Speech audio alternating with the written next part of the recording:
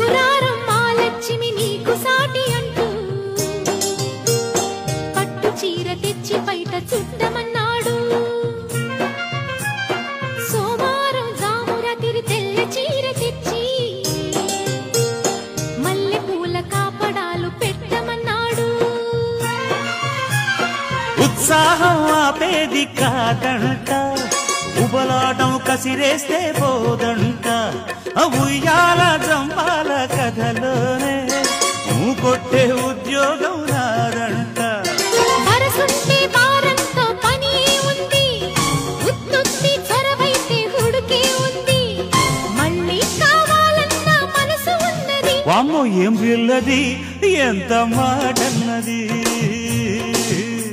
బాగున్నది కోడే ఈడన్నది.